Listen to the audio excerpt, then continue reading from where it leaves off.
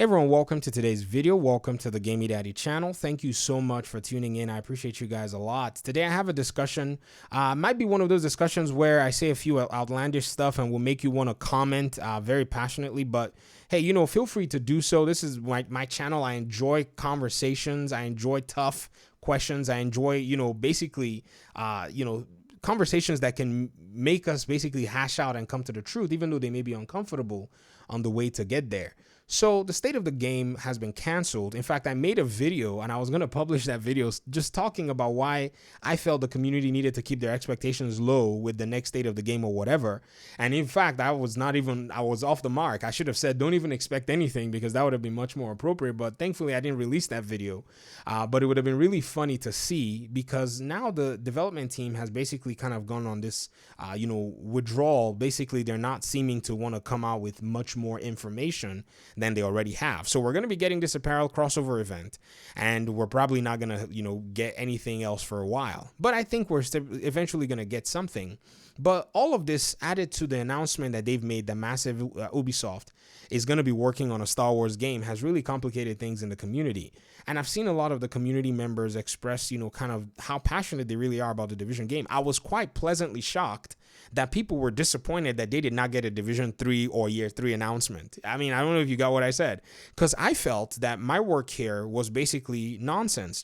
It was futile, because what we've heard for the past few months since Warlords of New York had that game-breaking glitch was how bad and how terrible the Division is. Yet to see people get disappointed at the same time that there was no Division announcement was kind of a shocking conundrum, because I felt everybody hates this game except for maybe the hardcore OG players or maybe some of the new players. So at the end of the day, I think Ubisoft Massive understands that. I think they probably do have that data that there are fans waiting to patronize them for another Division entry.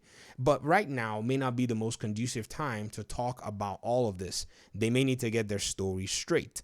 So for those who have basically had mixed feelings about the Star Wars and whether a Division game might be coming or whatever, I've done my best to provide a lot more concrete evidence that I think there's room to develop all of these games, including the Avatar game, but it seemed like it's fallen a lot on deaf ears. So one thing I'll encourage us to do is, if you treat massive Ubisoft and Ubisoft as a corporation, if you treat them as businesses whose primary aim is to be profitable, you'll have a very clear understanding as to the moves that they're making, and even sometimes be able to anticipate some of the moves that that they have going on. So I see them going for the Avatar and the Star Wars franchises as basically things that a business, model that's trying to grow, and a business model that's trying to expand and be ambitious would definitely embark on. So think about it. For you to be able to land a deal making an Avatar game and then land a deal just a few years later, or however long it took them to make a Star Wars game, is literally like walking into Lucasfilm to go take an examination, show your portfolio, maybe do an audition. And then you maybe after the end of the day, you then went back after a few years and went to Lightstorm Studio and sat in front of one of the people who sold more movies than many other movie producers in their entire lifetime, and then take another examination again. And James Cameron himself even said, we were impressed as to the detail that Massive brought to us when they talked about the game and talked about their interest in making this game. They had an obsession for detail. James Cameron himself, love him or hate him, complimented Massive Ubisoft.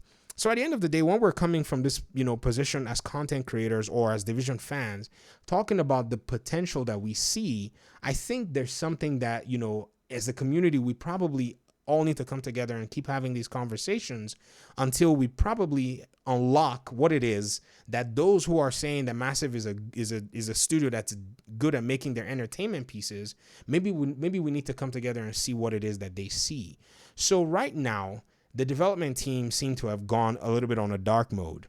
Now, there are many things that you could factor into that. I mean, it's literally really interesting. But I think one of the reasons that we're seeing a lot of the secrecy too is part of the history of the Division franchise as well. So I'll go a little bit further back to pretty much the Division 1.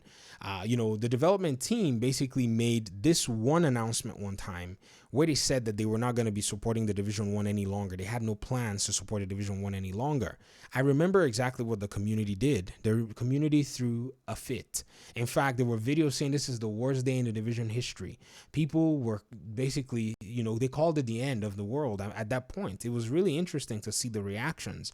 And then the developers came back and said, no. And then they gave us some more content to kind of hold us over.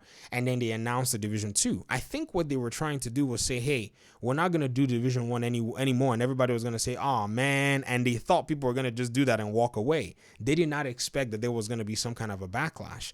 So with the cancellation of the state of the game, I think they're trying to avoid altogether any of that drama or conundrum.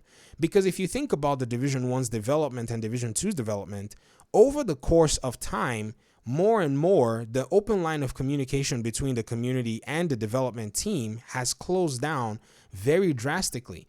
If you guys remember from the Division 1, when the developers had Survival and Underground in development, they took a team, a set of players in the community, both content creators and non-content creators, into their studios and showed them the concept and asked them what they thought. Now, yes, it's not like they took a lot of their feedback into consideration. Maybe they took some, but it was interesting that they actually trusted the community enough to want to do that.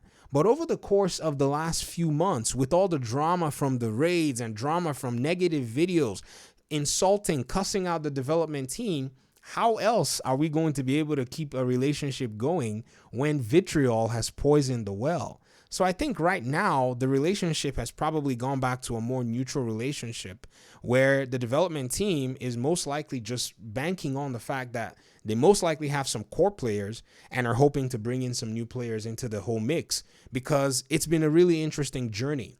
I think the open line of communication can still be formed, but it's going to take a while. It's going to take it's going to take some time for us to keep talking about the issues, talking about the strong points, and then eventually coming to a place where, okay, maybe the development team can say, all right, let's, continue to make these, these assertions, or maybe let's continue to make these levels of progress with our community, because I don't think after Warlords of New York, you can really repair that kind of a relationship and kind of say, oh, we're going to get any kind of leaks or whatever. Nah, man, we're going to get only the official statement at this point because we set it all up. People were upset, people were passionate, and, everything went awry. The developers themselves, they took some really harsh measures because that relationship was already sorted anyways. I mean, there were literally people in the community who had been well respected that were actually caught in the middle of this stuff, and some that were even coming back to rub it in. You had Marco Style just one day sit up and say, oh, I actually glitched, because he wanted to rub salt into the eyes of everybody, including the community and the developers. And so when you think about all the drama, which I wish I didn't have to talk about it, but it's just the truth, an uncomfortable truth, I think we're just going to have to wait and see. And those of us that are genuinely interested and genuinely fans, we're going to see exactly what else is coming along the way. It's not going to be hidden from us, because at the end of the day, whether the relationship went left or right, Massive is a business that wants to be profitable. If they want to be profitable, they need an audience to be able to sell their products to. They do have an audience. They have an existing player base. They have an existing player base that might be on a hiatus right now because we farmed everything. We got it all. I mean, I don't have my capacitor yet, but because I wasted a lot of time doing all kinds of shenanigans before I got back in with my guys, they've all farmed their capacitors and stuff. And so I'm not even really in a I'm not even really in a hurry to go get it. I usually like keeping things back, for a while before I then jump in and try to get them. So at the end of the day, I think that we're going to be fine. It just depends on how we envision all of this playing out. But I don't think the place that we need to be in right now is a place where we think that there's not going to be anything for us as a community. I doubt that that's the case. Sure, state of the game may be canceled. Sure, we may not hear anything for a while, but I think eventually we're going to be able to get something out of this. So take it easy. Let me hear your thoughts in the comment section about all of this stuff. I appreciate you guys so much for engaging me in these videos and these conversations. I hate to be the guy that always has to come out and talk about these things, but hey, once in a while I do enjoy it, or more than necessary, I enjoy it. But again, I'll get out of your hair. Thank you so much. Peace.